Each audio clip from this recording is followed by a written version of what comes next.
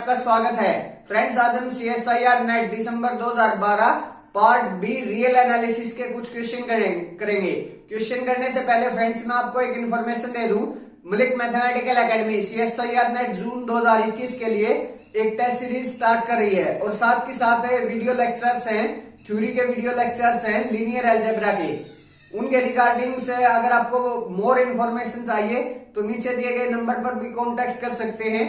और एक announcement of the test series की वीडियो है मेरी, जिसका जो लिंक है वो मैं डिस्क्रिप्शन बॉक्स में दे दूंगा। आप वहां से उसकी फुल इंफॉर्मेशन ले सकते हैं। ये थी इंफॉर्मेशन। अब आते हैं क्वेश्चन पर। फर्स्ट क्वेश्चन क्या मेरे पास, late f be a twice differentiable function on R given that double derivative of f is greater than 0 for all x belonging to R, then these are the options। वैसे तो ये मेरे पास एक result based question है, फिर भी मैं तीन ऑप्शन को काउंटर एग्जांपल से करूंगा और जो फोर्थ ऑप्शन है उसका मैं थोड़ा सा इलिस्ट्रेशन प्रूफ का इलिस्ट्रेशन दे दूंगा। ठीक है, इस टाइप से करेंगे इसको। जो फर्स्ट ऑप्शन है, ऑप्शन से जाते हैं। मेरे पास डबल डेरिवेटिव क्या होना चाहिए, ग्रेटर देन 0 होना चाहिए। तब ये पूछ रहा है कि जो fx है वो इक्वल टू 0 होगा, has exactly two solution on R पर उसके एग्जैक्टली दो सॉल्यूशन होंगे। अगर मैं काउंटर एग्जांपल से जाऊं तो मैं अगर fx को x स्क्वायर प्लस 1 लेकर चलता हूं तो मेरे पास से अगर मैं first of all double derivative f क्या है, ट्वाइस डिफरेंशिएबल है, ये एक पॉलिनोमियल है और पॉलिनोमियल इनफाइनाइटली टाइम्स डिफरेंशिएबल होती है। तो ये मेरे पास ट्वाइस डिफरेंशिएबल फंक्शन हो गया। अब डबल डेरिवेटिव अगर मैं इसका करूं तो मेरे पास क्या आ जाएगा, 2 आ जाएगा, जो कि स्ट्रिक्टली ग्रेटर देन 0 है।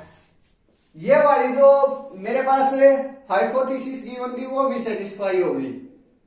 अब कंक्लूजन पर आते हैं। क्या मेरे पास है जो ये fx है उसके एग्जैक्टली दो सॉल्यूशन है R पर। अगर मैं x square plus 1 equal to 0 put करता हूं तो मेरे पास x की जो वैल्यू है वो प्लस माइनस आयोटा आती है। मीन्स इसका जो सॉल्यूशन है वो प्लस माइनस आयोटा है। लेकिन प्लस माइनस आयोटा तो मेरे पास कहां होते हैं, C पर होते हैं, इमेजिनरी लाइन पर होते हैं। तो मेरे पास यहां R में इसके पास कोई भी सॉल्यूशन नहीं है। और ये कह रहा है फर्स्ट ऑप्शन में कि इसके पास एग्जैक्टली दो सॉल्यूशन होंगे ऑन R, लेकिन यहां तो मेरे पास एक भी नहीं है। तो ये वाला जो ऑप्शन है इस काउंटर एग्जांपल की सहायता से रॉन्ग हो गया। वैसे इसका एक दूसरा रिजल्ट होता है कि मेरे पास अगर ये कंडीशन है, ट्वाइस डिफरेंशिएबल फंक्शन है, double derivative strictly greater than 0 है, तो मेरे पास जो fx होता है उसके पास एटमोस्ट दो सॉल्यूशन होते हैं। एग्जैक्टली नहीं होते, एटमोस्ट दो सॉल्यूशन होते हैं। इसका प्रूफ तो आप खुद कर लेना, लेकिन ये मैंने रिजल्ट बता दिया और काउंटर एग्जांपल से इस ऑप्शन को मैंने रॉन्ग कर दिया। और उसका जो रिजल्ट है वो एटमोस्ट टू सॉल्यूशन अगर यहां होता तब ये ऑप्शन क्या था मेरा, करेक्ट था। अब बी ऑप्शन पर आते हैं। fx equal to 0 has a positive solution if f0 equal to 0 and f'0 equal to 0। मेरे पास f ट्वाइस डिफरेंशिएबल है, f double derivative strictly greater than 0 है। दो चीज और गिवन है, 0 पर वैल्यू 0, डेरिवेटिव की भी 0 पर वैल्यू 0। तब ये पूछ रहा है कि जो fx इक्वल टू 0 है has a positive solution. Means कहीं ना कहीं x की किसी पॉजिटिव वैल्यू के लिए मेरे पास जो f की वैल्यू है वो क्या आ जाएगी, 0 आ जाएगी। ये बात कर रहा है। अगर मैं इसको भी काउंटर एग्जांपल से लेकर चलता हूं, अगर मैं f ऑफ x को क्या ले लेता हूं, x स्क्वायर ले लेता हूं, x स्क्वायर लेता हूं तो वहां मेरे पास डबल डेरिवेटिव, सबसे पहले तो ये ट्वाइस डिफरेंशिएबल है, double derivative greater than zero आएगा क्योंकि 2 आएगा। उसके बाद मेरे पास f0 भी 0 है और f डैश है 0 भी, इसका क्या आएगा 0 आएगा। अब ये पूछ रहा है कि इसके पास क्या इसके पास पॉजिटिव सॉल्यूशन होगा, लेकिन इसके पास तो क्या सॉल्यूशन है, जब हम x को 0 पुट करेंगे तभी मेरे पास fx क्या आएगा 0 आएगा। तो सिर्फ और सिर्फ 0 ही इसके पास एकमात्र सॉल्यूशन है, पॉजिटिव सॉल्यूशन तो कोई भी नहीं है, कोई भी नहीं है। तो ये वाला जो ऑप्शन है वो क्या हो गया, रॉन्ग हो गया। थर्ड ऑप्शन को छोड़ दीजिए, फोर्थ ऑप्शन पर बात करेंगे। फोर्थ ऑप्शन में क्या कह रहा है, fx equal to 0 has no positive solution if f0 equal to 0 and f dash 0 less than 0। ये भी काउंटर एग्जांपल से जाएंगे। अगर मैं fx को x स्क्वायर माइनस 1 ले लेता हूं, सॉरी माइनस x लेना पड़ेगा क्योंकि मुझे क्या चाहिए, f dash 0 strictly less than 0 चाहिए। तो यहां से देख लेते हैं, सबसे पहले ट्वाइस डिफरेंशिएबल है, पॉलिनोमियल है, डबल डेरिवेटिव करेंगे 2 आ जाएगा मेरे पास, स्ट्रिक्टली ग्रेटर देन 0 है। अगर मैं फर्स्ट डेरिवेटिव करूंगा, फर्स्ट डेरिवेटिव अगर मैं करता हूं तो मेरे पास क्या आएगा 2x माइनस 1, और जब मैं x की जगह 0 पुट करूंगा तो वो क्या आ जाएगा मेरे पास -1 आ जाएगा जो कि लेस देन 0 है। और f0 इक्वल टू 0, जब मैं f की जगह 0 पुट करता हूं तो मेरे पास यहां 0 हो जाएगा, यहां 0 हो जाएगा, तो वो 0 आ जाएगा, मीन्स f ऑफ 0 क्या आएगा मेरे पास 0 आएगा। ये सारी की सारी जो कंडीशंस गिवन थी, जो हाइपोथेसिस थी, वो सारी सेटिस्फाई करवा दी। अब कंक्लूजन पर बात करते हैं इस फंक्शन के लिए। ये कह रहा है कि जो fx इक्वल टू 0 है हैज नो पॉजिटिव सॉल्यूशन, इसके पास कोई भी पॉजिटिव सॉल्यूशन नहीं होगा। लेकिन जब मैं यहां बात करूंगा तो यहां मेरे पास है x square minus x equal to 0 put करूंगा तो x इंटू एक्स माइनस 1 आ जाएगा, और यहां से मेरे पास है x इक्वल टू 0 कोमा 1, ये दो सॉल्यूशन आएंगे, और मेरे पास 1 एक क्या है पॉजिटिव सॉल्यूशन है, 1 क्या है पॉजिटिव सॉल्यूशन है। लेकिन ये कह रहा है कि कोई भी पॉजिटिव सॉल्यूशन नहीं होगा, मीन्स ये वाला जो ऑप्शन है इस काउंटर एग्जांपल की सहायता से रॉन्ग हो गया। अब एग्जाम में बैठा हूं, मेरे 3 ऑप्शन एलिमिनेट हो गए, तो फोर्थ ऑप्शन को मैं टिक लगाकर डायरेक्ट निकल जाऊंगा। लेकिन अगर यहां हम सॉल्यूशन करेंगे उसका प्रूफ की इलिस्ट्रेशन दे देता हूं मैं, किस टाइप से होगी मेरे पास है f double dash x strictly greater than 0 है, तो मेरे पास यहां से f डैश जो है वो स्ट्रिक्टली इंक्रीजिंग हो गया, स्ट्रिक्टली इंक्रीजिंग फंक्शन हो गया। सेकेंड थिंग मेरे पास f0 इक्वल टू 0 है, f0 इक्वल टू 0 है। थर्ड मेरे पास f डैश 0 ग्रेटर देन 0 है, f dash 0 strictly greater than 0 है, 0 से स्ट्रिक्टली ग्रेटर है। तब ये कह रहा है कि fx के पास कोई भी पॉजिटिव सॉल्यूशन नहीं होगा। तब क्या कह रहा है, f के पास कोई भी पॉजिटिव सॉल्यूशन नहीं होगा। हाँ नहीं होगा, यहां से मेरे पास क्या आ गया f dash 0 strictly greater than 0 आ गया, मीन्स यहां से हम ये कह सकते हैं कि f डैश जो है वो क्या है मोनोटोनिक है।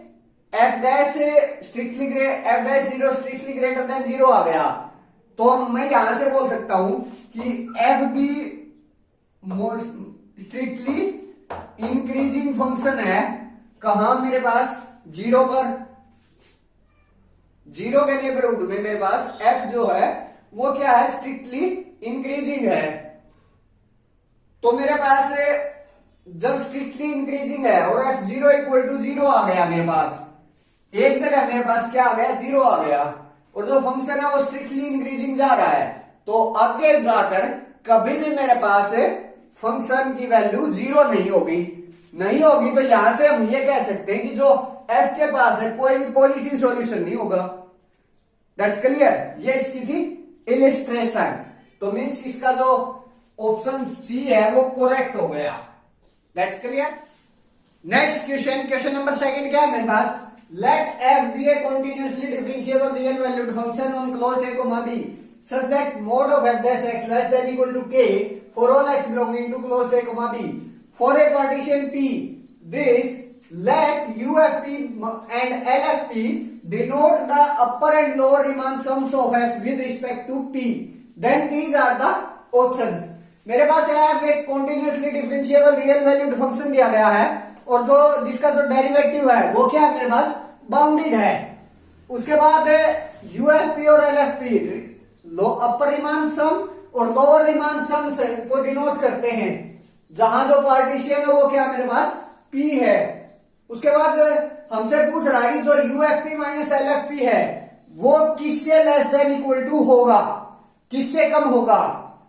तो सबसे पहले तो हमें UFP माइनस LFP लेकर चलते हैं और जो UFP और LFP है वो क्या है मेरे पास,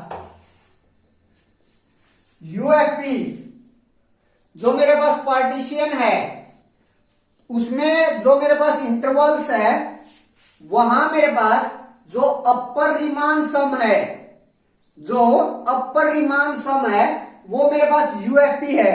मीन से A0 से A1 तक अगर मैं कोई भी एक इंटरवल लेकर चलता हूं इस पार्टीशन का, तो वहां मेरे पास जो फंक्शन की मैक्सिमम वैल्यू होगी, फंक्शन की मैक्सिमम वैल्यू अगर मैं उसको कैपिटल MI से डिनोट करूं और जो मेरे पास है इंटरवल्स की लेंथ है वो इसके क्या होती है मल्टीप्लीकेशन में होती है, मींस डेल्टा XI। इससे मैं किसको डिनोट कर रहा हूं, ith इंटरवल की डिस्टेंस को, ith इंटरवल की डिस्टेंस को। तो इसका जो समेशन होता है वो किसके इक्वल होता है मेरे पास, वो UFP के इक्वल होता है। और अगर मैं फंक्शन का क्या ले लूं, इस जो ये वाला इंटरवल्स है ith इंटरवल है मेरा पार्टीशन का, उसके अंदर अगर मैं फंक्शन की मिनिमम वैल्यू लेता हूं मींस इन्फिमम वैल्यू लेता हूं, तो मेरे पास यहां क्या आ जाएगा LFP आ जाएगा, मींस लोअर रीमान सम आ जाएगा मेरे पास। ये वैल्यूज पुट कर दीजिए। यहां मैंने फंक्शन की सुप्रीमम वैल्यू क्या मानी है कैपिटल MI, तो capital MI delta XI means ith interval पर फंक्शन की सुप्रीमम वैल्यू और ith फंक्शन जो ith इंटरवल है उसकी लेंथ माइनस LFP की वैल्यू, जहां जो I है वो कहां से 0 से n-1 तक है, यहां भी I क्या है 0 से n-1 तक।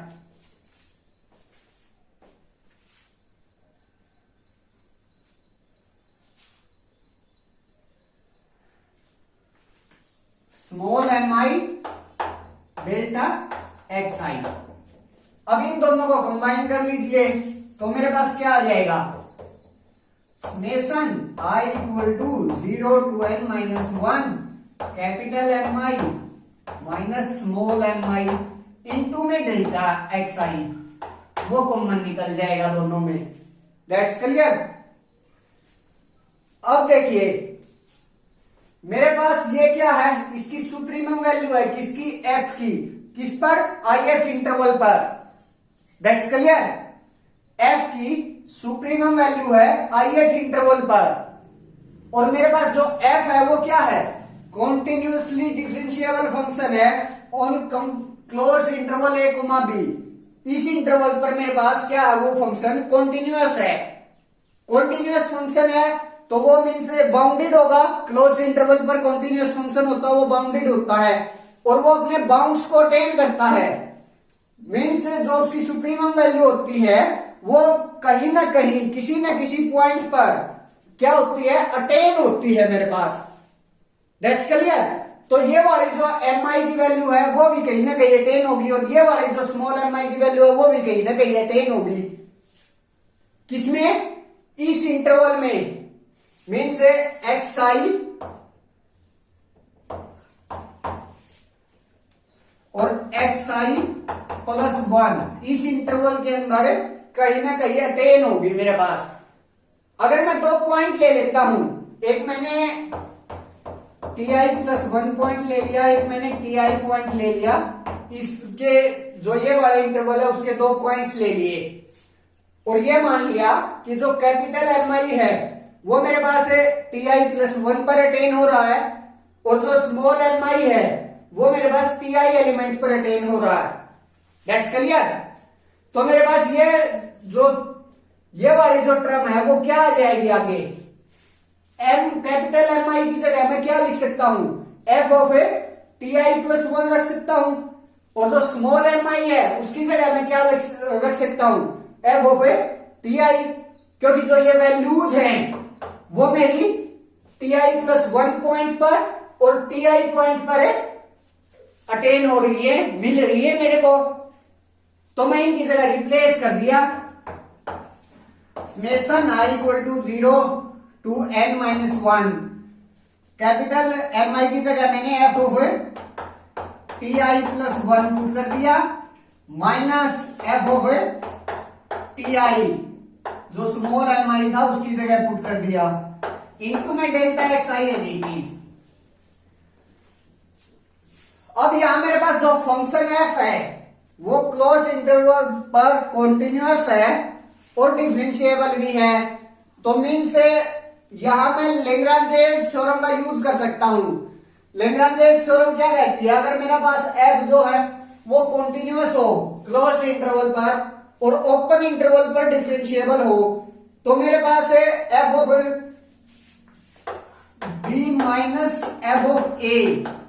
Divide by b-a equal to f(c) होता है।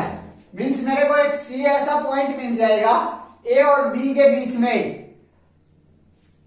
अगर मैं f(b-f) डिवाइड बाई b-a करता हूं तो वो किसके इक्वल आ जाएगा, f(c) के इक्वल आ जाएगा। ये है। अगर मैं इस चीज का यूज करूं, इस b-1 a को उस साइड लेकर जाऊं, तो यहां मेरे पास f(b-f) equal to f(c) into b-a आ जाएगा। That's clear. यहां ti+1 और ti के बीच में मैंने इस लैग्रांजेस थ्योरम का यूज किया, तो मेरे पास जो ये वैल्यू है वो किसके इक्वल होगी, कोई एक पॉइंट होगा ti+1 और ti और ti+1 के बीच में कोई एक पॉइंट होगा,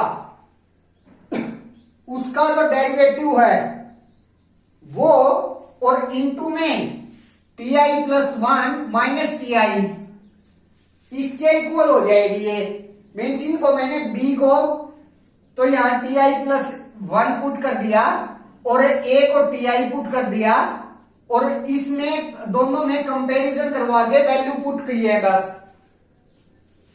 तो मेरे पास ये वाली जो क्वांटिटी है वो किसके इक्वल हो जाएगी, समेशन i = 0 to n-1, ये मेरे पास है यहां ti+1 माइनस ti और इनटू में क्या है मेरे पास f(c) और डेल्टा xi है जी। अगर मैं यहीं का मोड ले लेता हूं, f(b-f) का मोड कर लेता हूं बोथ साइड, तो मेरे पास जो यहां भी मोड आ जाएगा, यहां मोड होने पर इस टाइप से आ जाएगा। अब c कोई भी पॉइंट है, कोई भी डेरिवेटिव का कोई भी एक पॉइंट है क्लोज a से b तक। वैसे तो ये ti+1 ti+1 का एलिमेंट है, उनके बीच का एलिमेंट है, और जो ti+1 ti है वो कहां के है, xi+1 के दो एलिमेंट है, और ये वाले दो एलिमेंट, ये वाला जो इंटरवल है वो किसमें लाई कर रहा है, क्लोज्ड a, b में। तो मेरे पास ये वाला जो c पॉइंट है वो कहां का एलिमेंट हो गया, कहीं ना कहीं क्लोज्ड ए कोमा बी का एलिमेंट हो गया और उसका जो डेरिवेटिव है वो लेस देन इक्वल टू के है, मींस इसका अगर मैं मोड करूंगा तो ये जो वैल्यू है वो मेरी लेस देन इक्वल टू के आएगी। तो मैं इसकी जगह लेस देन इक्वल टू के पुट कर सकता हूं यहां से। तो मैंने पुट कर दिया।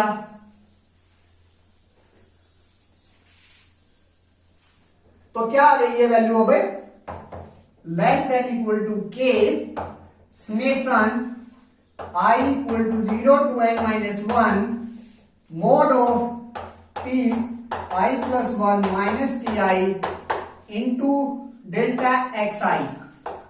अब डेल्टा एक्स आई पर बात करेंगे। मेरे पास डेल्टा एक्स आई क्या है? ith इंटरवल की लेंथ। अब अगर मैं नॉर्म की बात करूं तो नॉर्म क्या होती है? जितने भी मेरे पास क्या है इंटरवल्स हैं, जितने भी 0 से लेकर n-1 तक मेरे पास n इंटरवल्स हो गए, जितने भी इंटरवल्स हैं उनमें जितनी भी उनकी लेंथ है उस लेंथ का मेरे पास क्या है? मैक्सिमम होता है नॉर्म ऑफ p। मैक्सिमम होता है नॉर्म ऑफ p। तो ये तो मेरे पास लेंथ थी और नॉर्म ऑफ p इन सारी लेंथ्स का मैक्सिमम हो गया मेरे पास।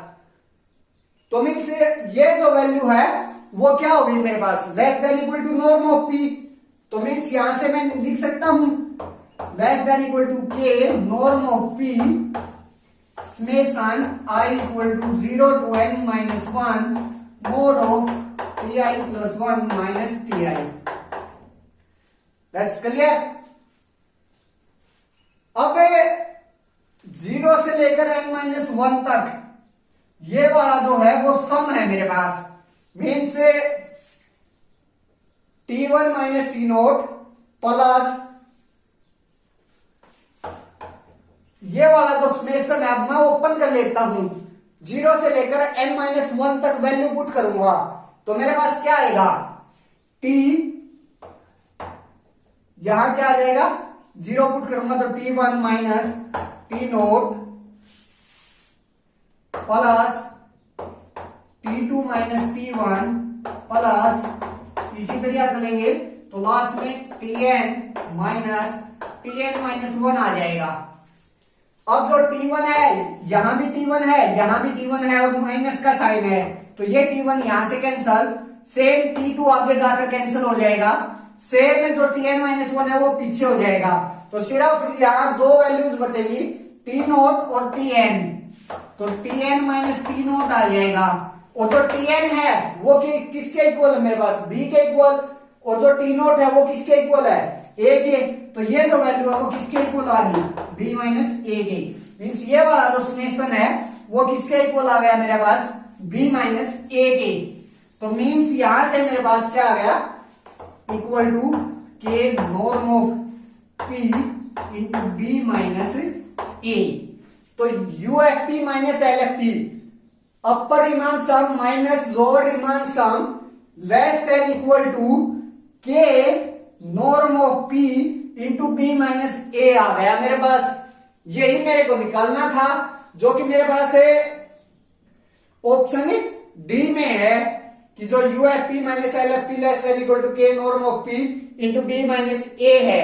तो means option D is the right answer. बाकी जो आंसर है वो उसके रॉन्ग हो जाएंगे। That's clear. Next question number 3 क्या है मेरे पास? Let f be a non decreasing real valued function on R, then these are the options. मेरे पास है एफ कोई भी non decreasing real valued function given है।